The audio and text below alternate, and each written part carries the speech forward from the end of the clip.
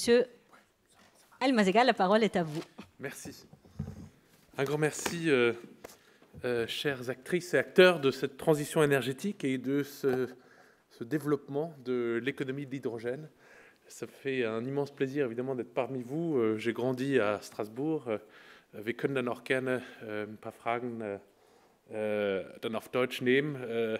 Leider ist es für mich jetzt ein bisschen praktischer, Französisch zu sprechen, aber wir können dann auch gerne die Gespräche auf Deutsch weiterführen.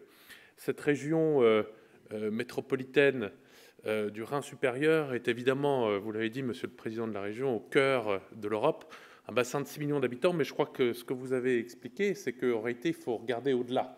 Et dans toutes nos démarches qui visent à construire des trajectoires de décarbonation, je crois qu'en réalité, l'échelon, en tout cas l'approche en silo, celle-là doit être absolument évitée. Il faut sans arrêt essayer de construire, coopérer, se coordonner.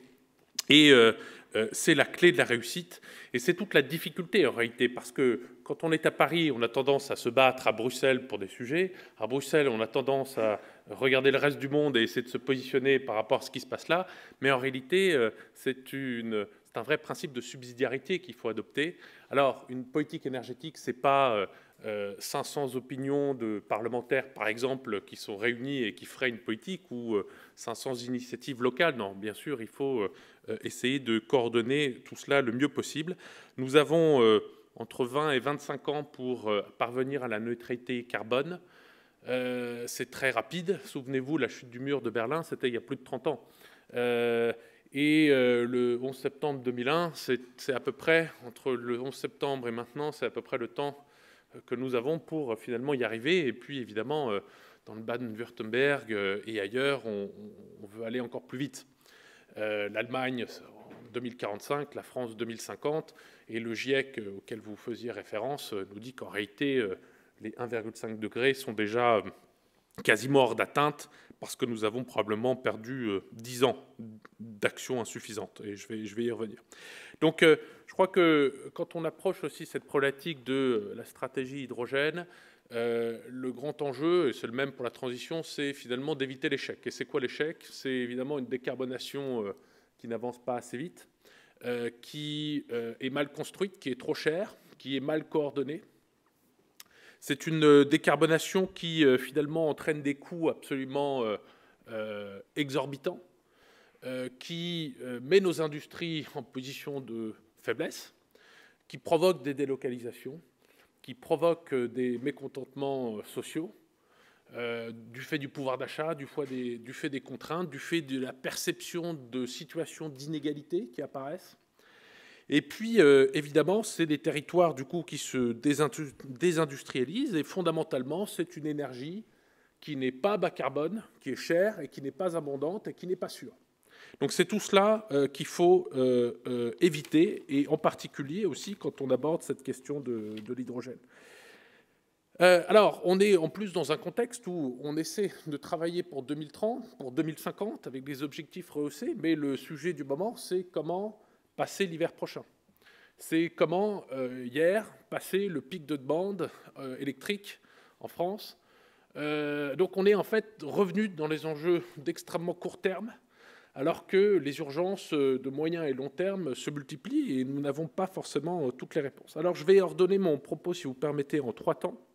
Un premier temps pour vous livrer quelques explications sur un petit peu ces fondements de la transition énergétique, pour qu'on ait à peu près tous la même idée de ce que ça signifie. Alors après, on peut être d'accord, pas d'accord, mais pour vous donner quelques, on va dire, grands principes. Ensuite, faire un arrêt sur les conséquences de cette guerre en Ukraine sur les politiques de l'énergie en Europe et en France, que ce qui est bouleversé, et j'allais dire quasiment tous les jours, parce qu'on vit des incertitudes et des menaces sans précédent. Et puis, je finirai par essayer de dresser peut-être quelques perspectives, ou tenter de dresser quelques perspectives sur ce que ça peut signifier pour vos travaux et vos réflexions sur une stratégie hydrogène à l'échelle transrégionale dans la région. Alors, je crois que pour commencer, quand on regarde ces contraintes structurelles de la transition énergétique, il faut voir qu'on est en réalité, on a avancé ces 10-15 dernières années, mais on a fait des progrès très lents, il faut le dire. Quand vous regardez les mix énergétiques des grands pays européens, des grandes puissances économiques, j'entends, eh bien, la part des énergies fossiles, malgré les renouvelables que l'on voit dans nos paysages, etc., la part des énergies fossiles reste absolument prédominante. C'est un fait. Donc, on est en réalité très loin d'avoir vraiment amorcé l'accélération dont on a besoin. Le sujet aujourd'hui, c'est plus seulement de décarboner le secteur électrique, c'est de décarboner, comme vous le savez, l'industrie, le transport routier, l'agriculture, le secteur résidentiel. Mais le secteur électrique, ça fait 15 ans qu'on essaye, et on se rend compte, là, depuis 2 ans, qu'on est en train de refaire tourner les centrales à charbon. Vous voyez, donc les difficultés, évidemment, sont immenses. Et sans parler, évidemment, de l'industrie, du transport, etc. Donc le sujet, maintenant, c'est plus seulement le dioxyde de carbone, c'est tous les gaz à effet de serre. En particulier, par exemple, le méthane. Méthane issu du secteur agricole et de l'élevage, et puis le méthane issu notamment des fuites dans le secteur des hydrocarbures. C'est tous les acteurs qui doivent être mobilisés, mais le problème qu'on a eu, c'est que le phénomène des Gilets jaunes, je crois, a créé un tel choc parmi les décideurs politiques dans toute l'Europe qu'en réalité, quand on regarde les 2 catégories de ceux qui doivent se mobiliser, les citoyens consommateurs et les industriels, on n'ose plus vraiment toucher aux citoyens ou renforcer la contrainte sur les citoyens, et donc la contrainte se renforce sur les industriels. Mais les industriels subissent de multiples chocs, de multiples crises, ils sont exposés à la concurrence internationale, et donc à trop pousser les industriels, on risque de casser l'industrie. Donc, vous voyez, la tension, elle est majeure. Et puis, quand on regarde aussi, bien sûr, le principal sujet, c'est d'abord de réduire la demande, mais c'est extrêmement difficile dans le secteur résidentiel, l'efficacité énergétique. On arrive peut-être à faire des avancées de 30%, 40%, mais pas 100%. Peut-être éventuellement dans certaines constructions neuves, mais pour tout ce qui est rénovation, ça sera extrêmement coûteux et difficile. Bien sûr, il faut électrifier. En France, on est à 25% des usages finaux qui sont électrifiés. En Allemagne, 21, 22. En Suisse, probablement aussi 25. Mais la question, c'est il faut passer à 50 et plus. Alors après, ça va dépendre de quel est l'équilibre entre les électrons et les molécules. Et là, vous l'évoquez, chacun a des politiques et des trajectoires de décarbonation différentes. Et en particulier, entre la France et l'Allemagne, ce n'est pas tout à fait raccord. Mais au fond, le sujet quand même, dans tous les pays, c'est d'électrifier. Et c'est extrêmement difficile, on va le voir dans un instant. Et puis, un mot quand même important pour que chacun comprenne aussi que l'équation de politique énergétique, celle-là, c'est extraordinairement complexifié. Avant, vous aviez, jusqu'au cours des 10 dernières années, un simple triangle. Vous aviez la sécurité des approvisionnements, la durabilité, on va dire, et la compétitivité. Le triangle était relativement simple, mais quand on pousse un peu dans un sens, on risque de perdre dans l'autre. Aujourd'hui, c'est même plus un pentagone, c'est encore plus que ça, parce qu'il faut y ajouter le rythme de décarbonation, il faut y ajouter l'acceptabilité sociétale, il faut y ajouter la maîtrise des chaînes de valeur industrielles, c'est-à-dire la souveraineté technologique, et il faut y ajouter évidemment et renforcer le volet sécurité des approvisionnements qu'on avait un peu oublié en réalité, parce que les prix de l'énergie étaient bas, on était dans un système électrique abondant en capacité, et il n'y avait finalement pas de problème ces dernières années. Donc là, on est vraiment dans un moment extrêmement compliqué. Et alors, bien sûr, cette transition crée de nouvelles vulnérabilités, mais les anciennes vulnérabilités liées au système fossile, celles-là, en réalité, sont renforcées. On a évoqué la Russie tout à l'heure, mais il y a le Moyen-Orient, etc. Donc, en réalité, on est là dans un tunnel où on est insuffisamment passé dans le monde des technologies et des solutions bas carbone.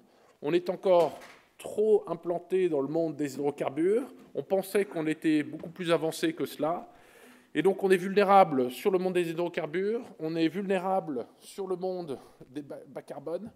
Donc, c'est une situation absolument... Enfin, c'est la pire qui soit en réalité, et on ne peut pas en sortir comme ça rapidement. Alors, le grand défi... en fait, vous ne voyez pas mes slides, c'est ça? Si. Ah, Pardon. Alors,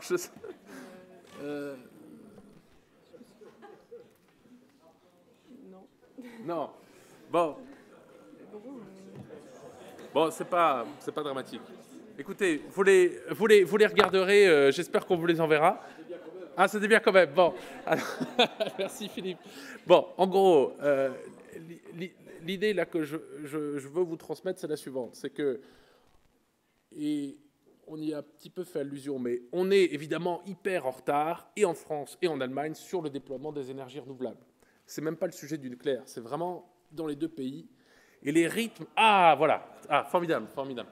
Et là, vous voyez quand même, donc là, ce que vous montre ce graphique-là, c'est le rythme de déploiement des énergies renouvelables ces dernières années en Europe, dans l'Union européenne. Hein, je n'ai pas inclus la Suisse, mais c'est un peu ou prou la même chose. Et ça, c'est ce qu'il faut qu'on rajoute d'ici 2030 pour se conformer aux nouveaux objectifs européens du Fit for 55, qui prévoit 40% d'électricité renouvelable dans la consommation, enfin, pardon, dans la production d'électricité finale, et en gros 65%, pardon, je recommence, 65% dans la production d'électricité finale, d'énergie renouvelable, et 40% dans le total énergétique. Donc c'est absolument considérable, c'est considérable.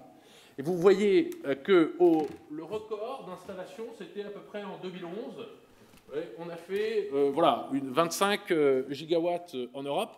25 gigawatts, c'est probablement ce qu'il va falloir qu'on ajoute maintenant tous les ans en plus, mais c'est une échelle, hein, et jusqu'en 2030.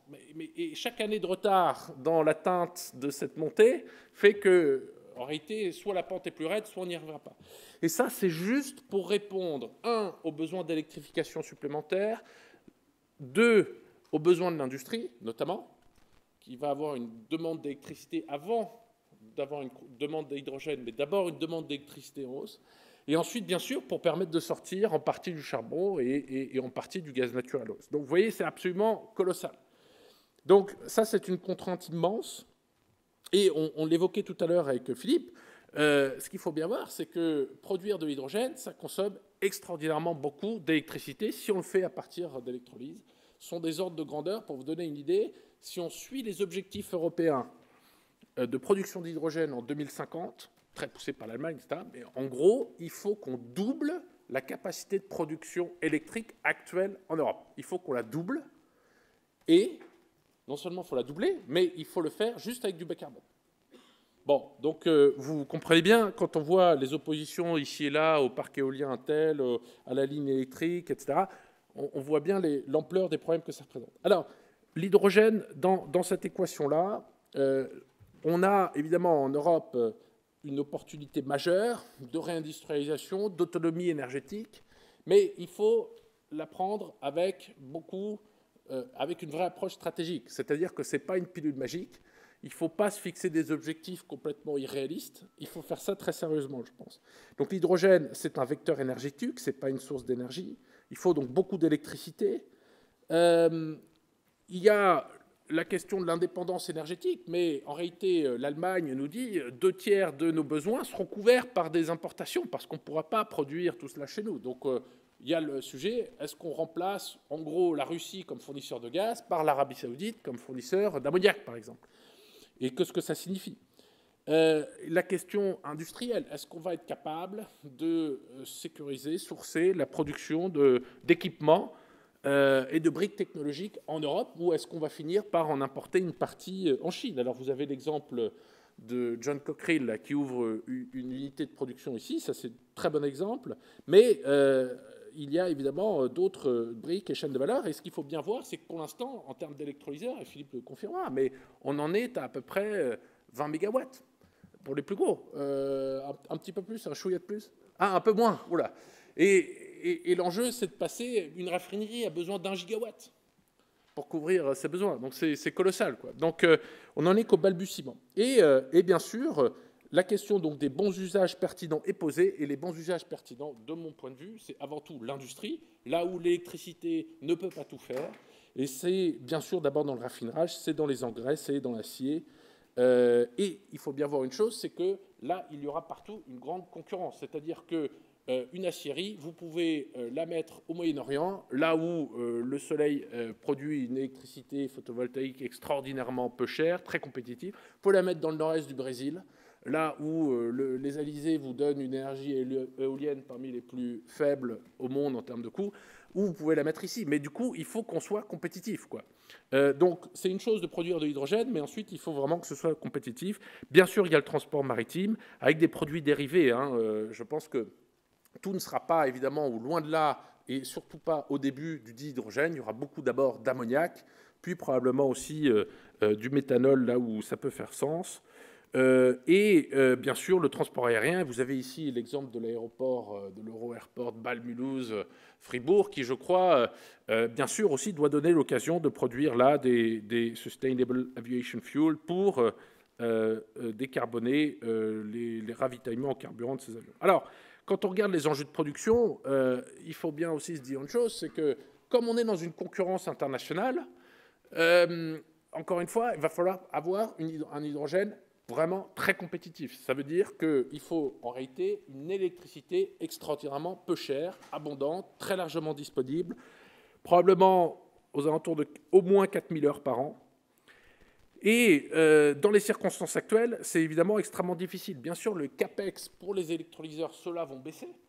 D'accord ? Mais le vrai sujet, ce n'est pas le CAPEX des électrolyseurs. Le vrai sujet, c'est l'entrant, c'est l'électricité. Alors, bien sûr, on va aussi produire de l'hydrogène avec du gaz naturel, le fameux hydrogène bleu, avec le vaporeformage et ajouté à de la séquestration de CO2, captation, séquestration de CO2.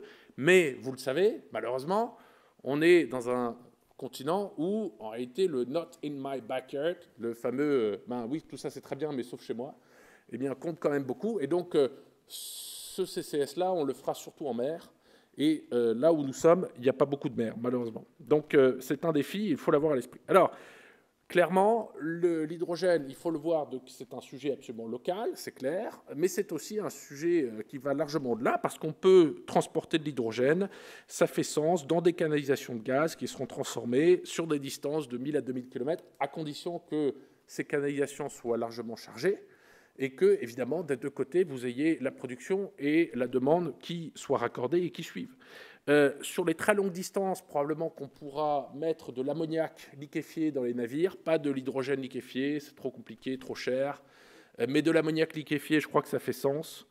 Et donc, on verra, dans un premier temps, probablement, des chaînes de valeur internationales se développer avec de l'ammoniac produit au Moyen-Orient, au Chili, etc., qui est acheminé à Hambourg, à Rotterdam, au Havre, à Brême, et qui sera d'abord déchargé là pour alimenter un certain nombre d'usines ou d'industries pétrochimiques là.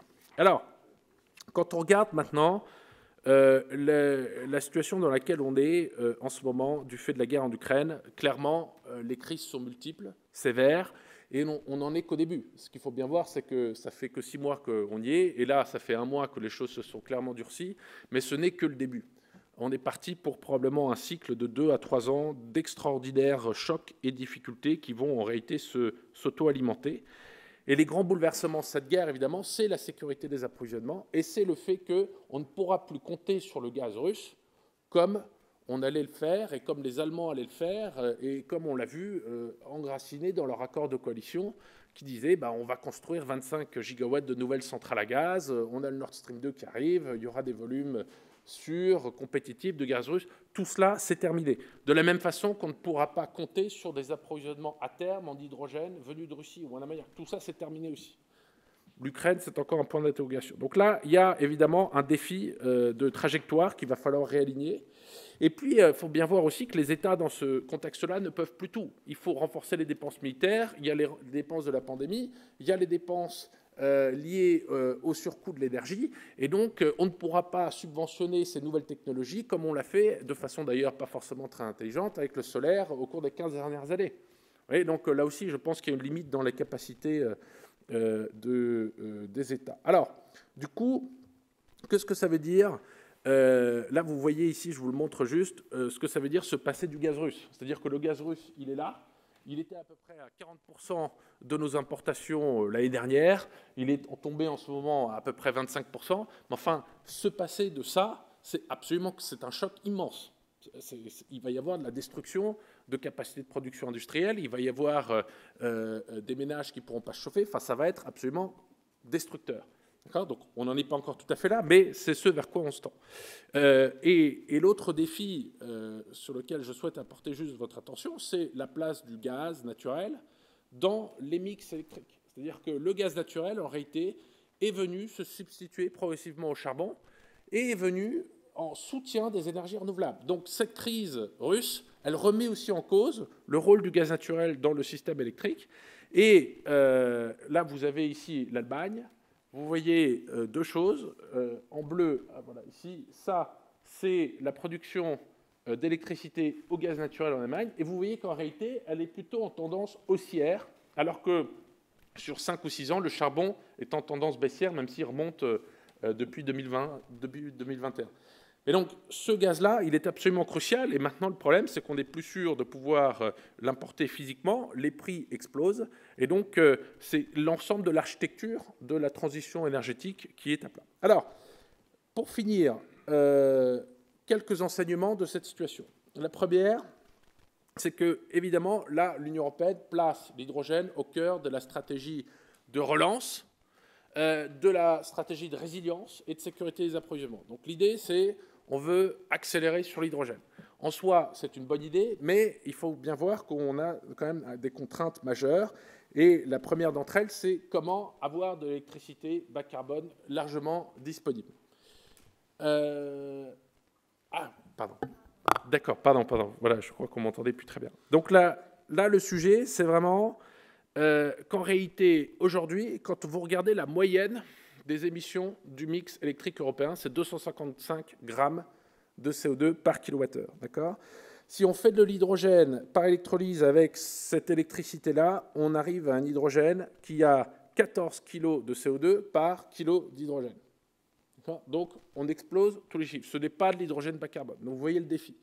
Donc, pour faire de l'hydrogène qui est à peu près aux 3 kg, il faut être en France, branché sur le réseau, un jour où il y a beaucoup de nucléaire et beaucoup de soleil et beaucoup d'éolien. Là, ça passe. En Allemagne, ça ne passe pas. Peut-être éventuellement de temps en temps, au mois de juin, au mois de juillet, entre 14h et 16h. Mais vous voyez, donc le défi, là, il est quand même colossal. Le deuxième sujet, c'est qu'évidemment, il est question maintenant d'achat d'hydrogène et de gaz en commun au niveau européen. Donc ça, c'est intéressant.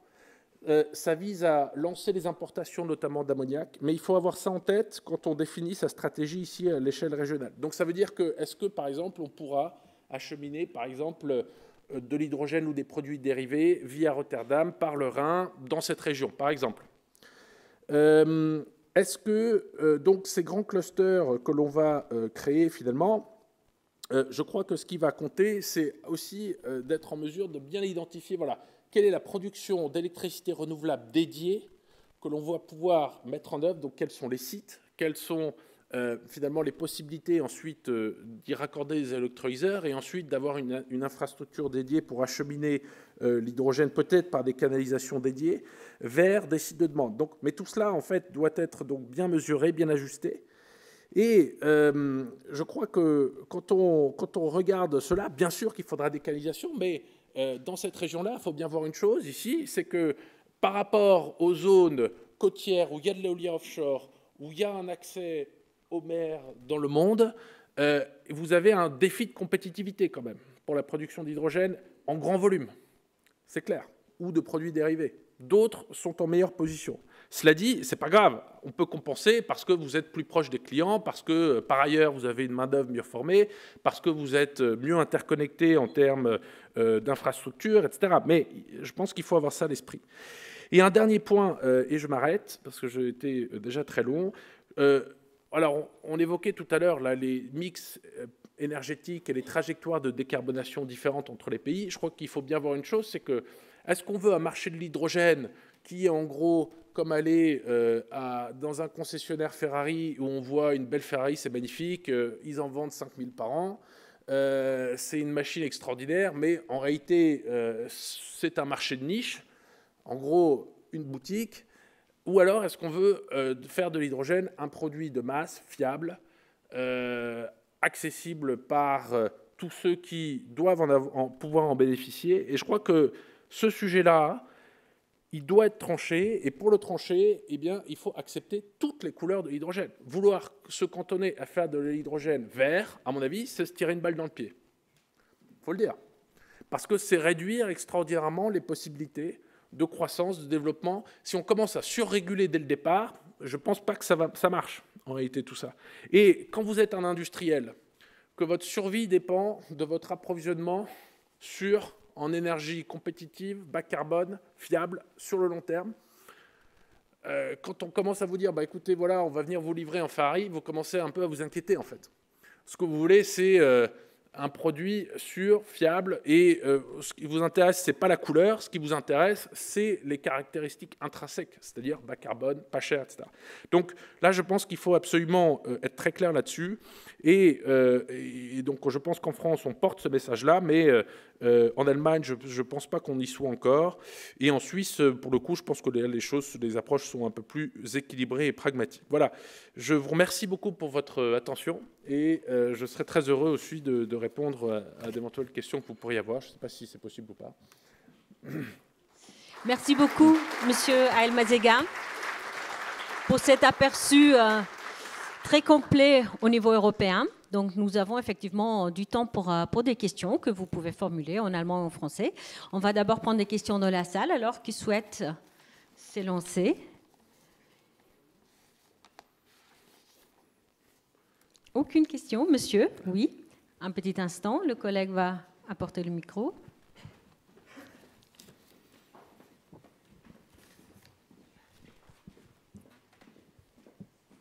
Merci bien. Mein Name ist Pierre Strub. Ich bin Berater in Basel für Nachhaltigkeit und leite ein Festival für Kunst, Design und Nachhaltigkeit. Und ich habe einen interessanten Aspekt gehört, dass auch soziale Aspekte wichtig sind bei der Umsetzung. Können Sie dazu vielleicht noch mehr sagen? Was stellen Sie sich vor, was braucht es dafür, dass wir da als Gesellschaft gesund durchkommen durch diese ganzen Veränderungen? Danke für die Frage. Ich antworte aber auf Französisch. Okay. Je crois que le problème fondamental, c'est le suivant. C'est que plus on est riche, plus on émet des gaz à effet de serre. Et moins on est riche, moins on en émet, mais plus on subit toutes les contraintes liées à la décarbonation. Donc pour le dire autrement, quand on est riche, on prend l'avion, on a des voitures plus grosses et des logements plus importants, même s'ils sont un peu mieux isolés. Mais le fait est que ce mode de vie-là, peut-être plus de viande parce qu'on peut s'en payer, etc., évidemment, est beaucoup plus pollueur et émetteur que les ménages les plus modestes. Il y a un sujet de justice, évidemment.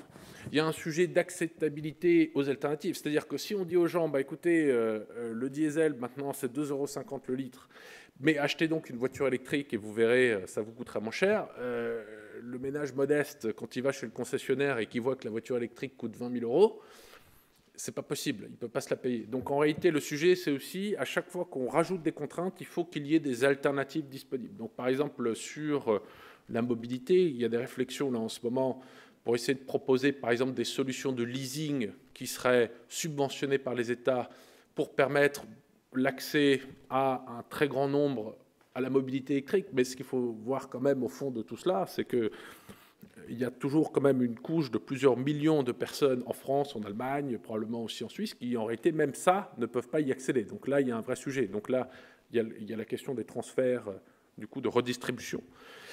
Je crois que l'autre aspect, c'est celui de la juste redistribution de la fiscalité carbone. On avait un système, par exemple en France, où on prélevait des taxes de façon grandissante, mais il n'y avait pas de redistribution fléchée, bien précise, de où vont ces revenus et vers quoi ils sont réalloués. Donc ça va être changé aussi, probablement. Et ce qui est très important, je crois que c'est effectivement de pouvoir avoir cette visibilité sur, ah bah, d'accord, on va payer plus cher notre essence, mais en réalité, on va bénéficier de ces surplus de revenus fiscaux via, par exemple, des subventions pour l'achat d'un vélo électrique, d'une voiture électrique, etc. Donc ça, je crois que c'est très important aussi pour faciliter cette acceptation. Et puis le dernier point là-dessus, c'est, je crois, il faut bien voir une chose, c'est que là, par exemple, on est dans un moment où on est en train de réduire partout la fiscalité sur les carburants.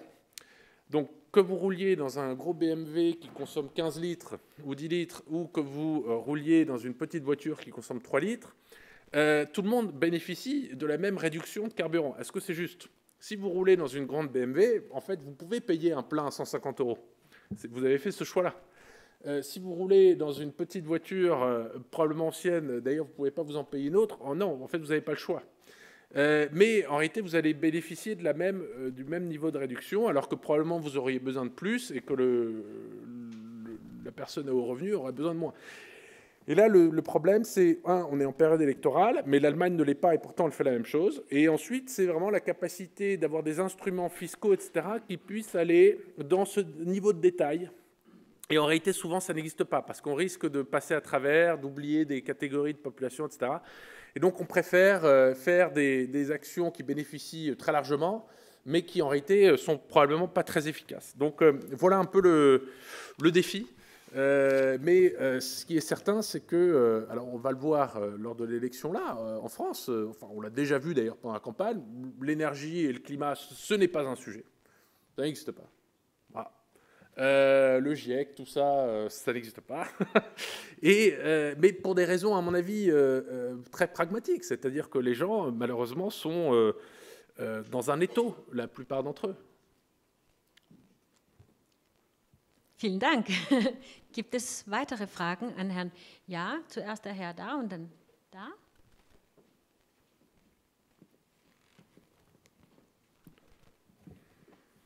Oui, bonjour. Merci pour votre exposé. Bertrand Wall, Borealis.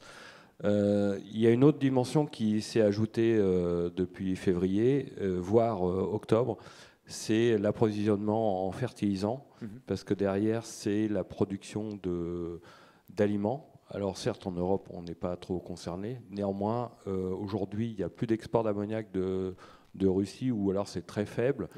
Ça veut dire que le Brésil a du mal à avoir des engrais pour produire. Et aussi, on est à l'aube peut-être d'une crise alimentaire importante. C'est un élément qu'on a un peu oublié. Et l'ammoniac, certes, comme vecteur énergétique, c'est très bien, mais à la base, aujourd'hui, c'est d'avoir de l'ammoniac pour les fertilisants et reproduire un peu plus en Europe pour pouvoir exporter vers l'Afrique.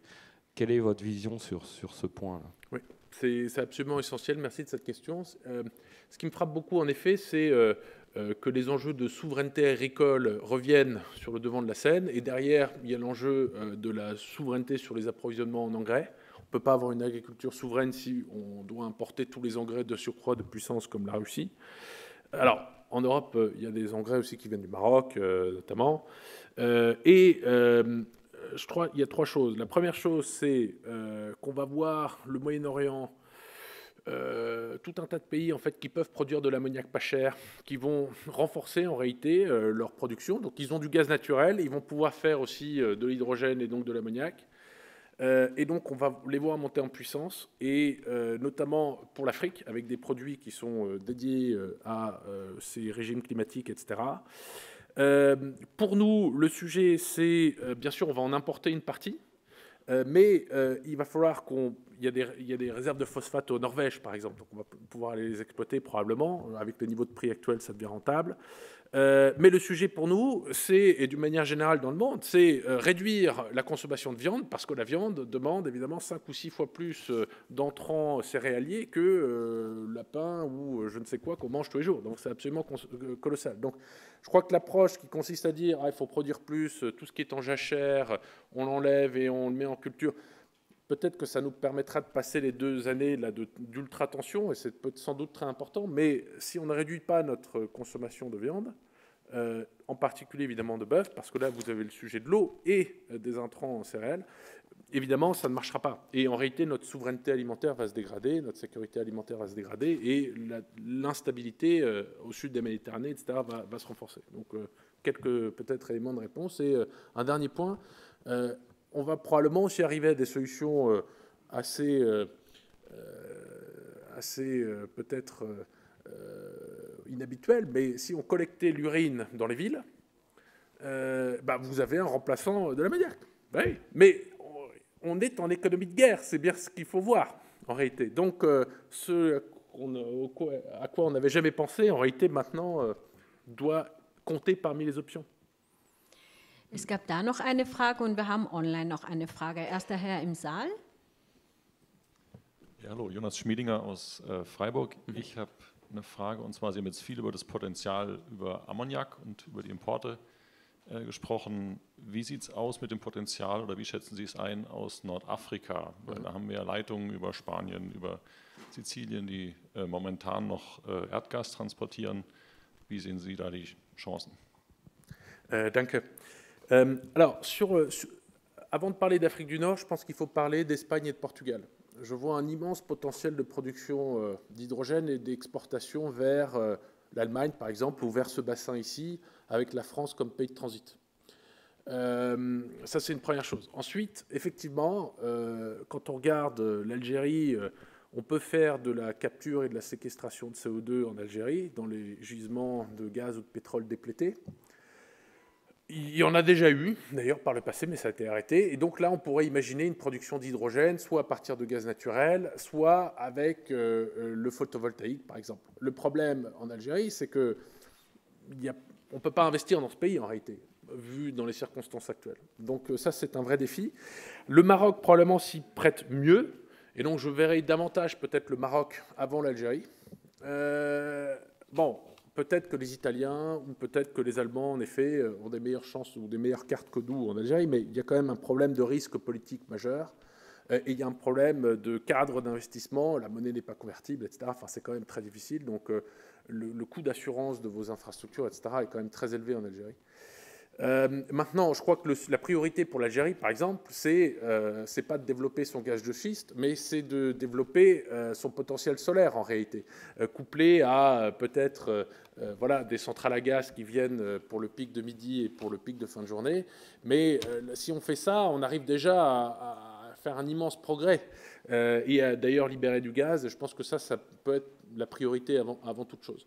Donc, je dirais, regardons l'Espagne et le Portugal, un immense potentiel, des politiques qui sont bien menées, avec des vrais projets industriels très impressionnants, et ensuite, dans un deuxième temps, éventuellement, cette zone-là.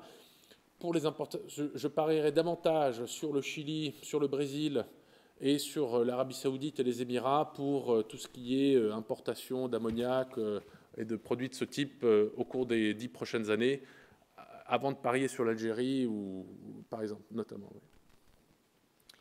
Okay, vielen Dank. Und für die Online-Frage würde ich das Wort an meine Kollegin, Frau Husel, geben. Ja, da hat Herr Jean-Luc Eckart die Frage gestellt, comment les collectivités locales peuvent-elles soutenir, aider ou développer de l'hydrogène?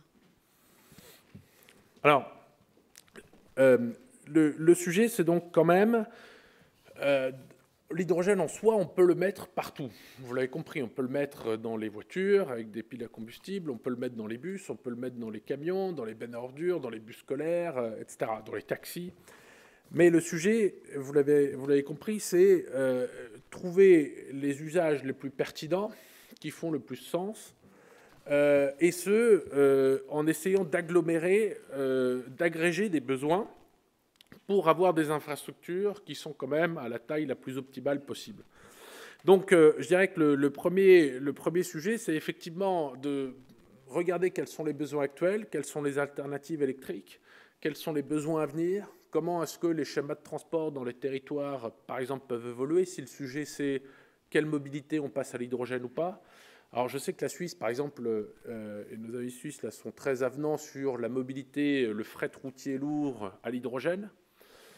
Couplé à tout ce qui est mobilité de point à point, c'est-à-dire les bennes à ordures, les bus de ramassage, tout ce qui part d'une station et qui revient le soir, et donc qui peut être rechargé facilement.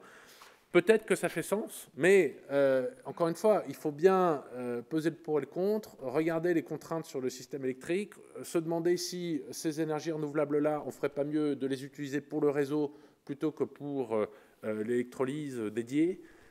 Et regarder aussi tous les progrès qui sont faits dans l'électrification. Les bus, etc., a priori, sont quand même... alors, ça dépend des usages, etc., mais l'électricité fait de grands progrès, la batterie fait de grands progrès, et encore une fois, le sujet principal, c'est d'électrifier les usages avant de s'attaquer à l'hydrogène. Et pour le coup, moi, ma préoccupation principale, l'économie, elle ne va pas aller mieux si on décarbonise les bus de ramassage avec de l'hydrogène plutôt qu'avec de l'électricité. Par contre, si on aide les industriels à avoir des vraies solutions pour se passer du gaz naturel russe et pour passer à l'hydrogène, là, pour le coup, on a sauvé les industries, on a créé de l'emploi, etc., pour les 50 prochaines années. Donc, je dirais qu'il y a aussi cet ordre de priorité qu'il faut vraiment avoir en tête quand on approche ces problématiques-là. Donc, encore une fois, je crois que les ressources spatiales, les ressources en termes d'énergie renouvelable, tout cela est en réalité très limité. On n'est pas dans une abondance, on a très peu de temps, il y a beaucoup de contraintes, donc choisissons les meilleurs usages et les meilleures solutions en ayant aussi ça en tête. Ja, vielen Dank, Herr Eilmeiseger, für diese beeindruckende Einführung in unsere Thematik.